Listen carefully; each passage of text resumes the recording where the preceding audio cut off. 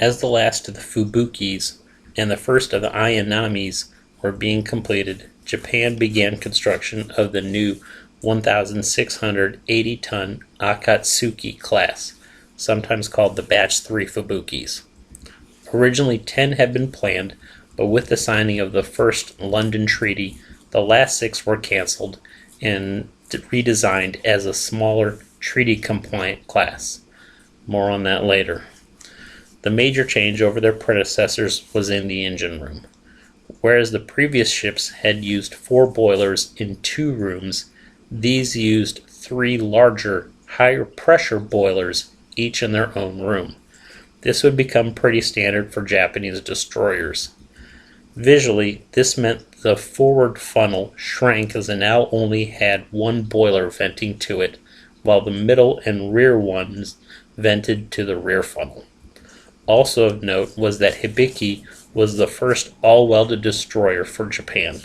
Generally, this would be pretty good, but if you've been paying attention, you'll realize this was actually very bad. Akatsuki was started February 17, 1930, and was completed November 30, 1932. Hibiki was started February 21, 1930, and was completed March 31, 1933. Ikazuchi was started March 7, 1930, and was completed August 15, 1932. Inazuma was started March 7, 1930, and was completed November 15, 1932. Main armament was again 6 127mm 50 caliber guns in 3 twin turrets, 1 forward and 2 aft in Type B, aka 75-degree elevation, turrets.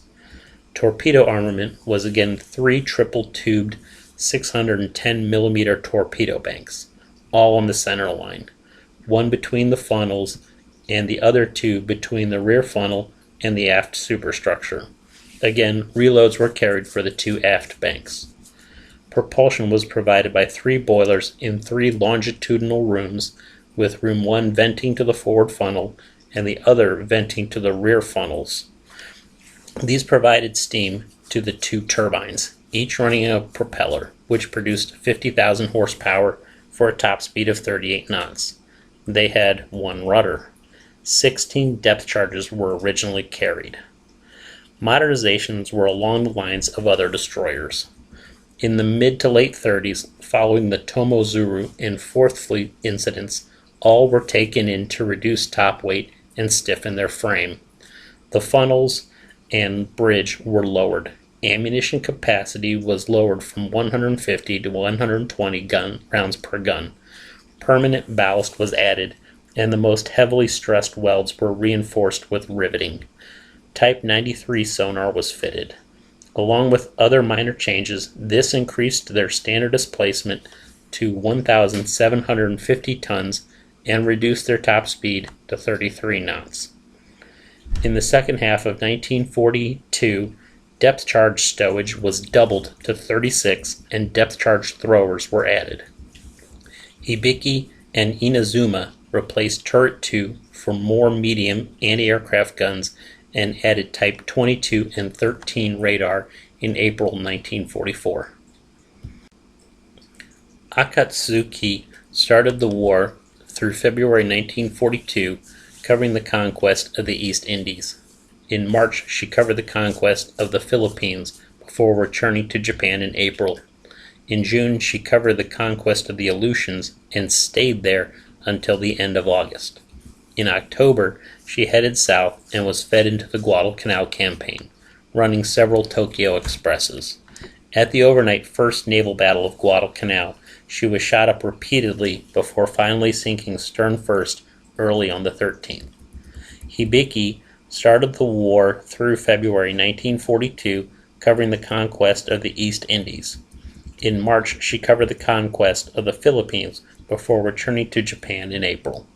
In June, she covered the conquest of the Aleutians. While doing so, on June 12th, she was heavily damaged by a near hit from a bomb that sent her back to Japan.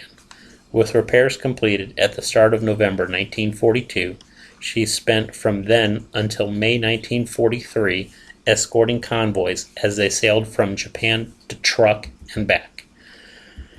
In May 1943 through September, she headed north again and supported the evacuation of the Aleutians. After that, she mostly escorted convoys from the East Indies to Japan, breaking to cover the support tankers at the June 1944 Battle of the Philippine Sea, where she was lightly damaged. Off Takeo on September 5, 1944, she was hit by the submarine Hake, nearly taking her bow off and heavily damaging her frame. Finally limping into Japan in mid-November 1944, she was essentially written off and post-war was dumped on the Soviets. Ikazuchi spent December 1941 as part of the Hong Kong invasion force before moving on to the East Indies until March, when she returned to Japan. In June, she covered the conquest of the Aleutians and stayed there until the end of August. In October, she headed south and was fed into the Guadalcanal campaign, running several Tokyo expresses. At the first naval battle of Guadalcanal, she got pretty beat up, so had to go back to Japan. With repairs completed in late February 1943, she was sent north until March 30th, when she was damaged in a collision, sending her back to Japan. With repairs completed at the start of May 1943, she mostly escorted convoys from the East Indies to Japan. Southeast of Guam, on April 13, 1944, she was torpedoed by the submarine Harder, detonating her depth charges as she sunk. Inazuma spent December 1941 as part of the Hong Kong invasion force before moving on to the East Indies until March, when she returned to Japan. In June, she covered the conquest of the Aleutians and stayed there until the end of August. In October, she headed south and was fed into the Guadalcanal campaign, running several Tokyo expresses and taking part in both naval battles of Guadalcanal. From late November, she continued to run supplies around the Solomons and New Guinea before returning to Japan in mid-January 1943. At the start of May 1943, she mostly escorted convoys from Japan to Truk and back until the end of 1943.